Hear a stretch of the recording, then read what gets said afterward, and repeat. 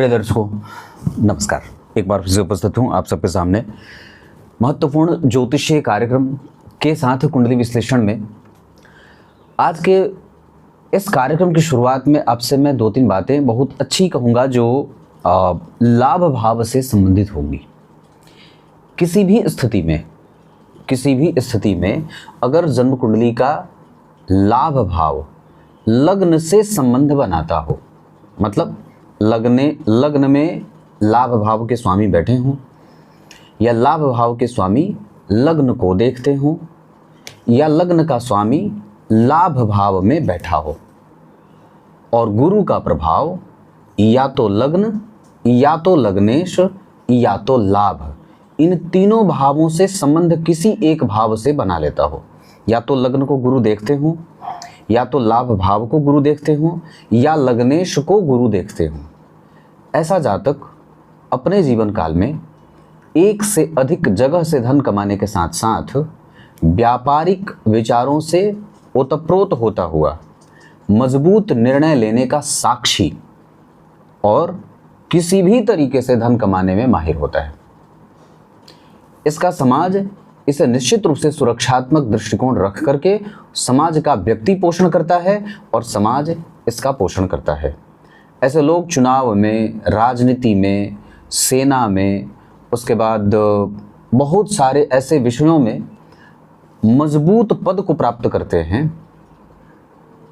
जहां उनके निर्णयों से बहुत लोगों का घर चलता हो या फिर उसके अंडर में बहुत लोगों का प्रभाव होता हो, बहुत लोग उसके अंडर में काम करते हो, है ना। पदस्थ अधिकारी बनने का योग।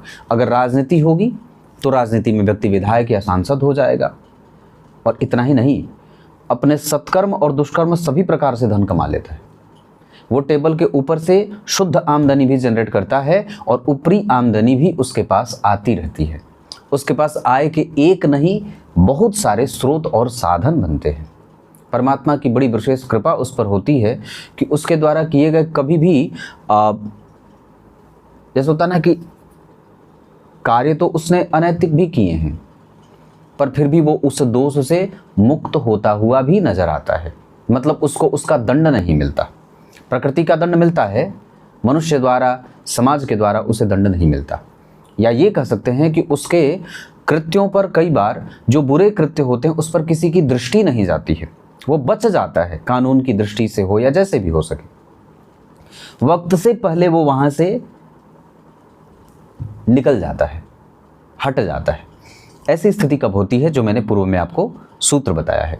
एक बात और भी याद रखिए, जब कभी भी आपकी कुंडली का लग्नमान बहुत उत्तम स्थिति को प्राप्त करता हो, अर्थात 6 अंश से लेकर और 24 अंशों के बीच का लग्न हो, उसके बाद अगर जन्म कुंडली में चंद्रमा व्यवस्थित होते हो, अर्थात दशम, लग्न या चतुर्थ के साथ नवम आदि भावों से विचार करते हो, बैठे हों, चंद्रमा दशम स्थान में तो उतने नहीं पर चतुर्थ स्थान में अगर बैठे हों, और साथ ही साथ सूर्य का प्रभाव चंद्रमा से प्रभावित न हो, मतलब चंद्रमा और सूर्य आमने सामने ना हो, तो ये स्थिति भी कई बार व्यक्ति को बहुत ही प्रवृत्ति के हिसाब से, उसकी प्रवृत्ति मजबूत इच्छा शक्ति वाली होती है, वो श्रेष्ठ कृत्य करके धन कमाने वाला, युक्ति का शानदार इस्तेमाल करने वाला भी होता है।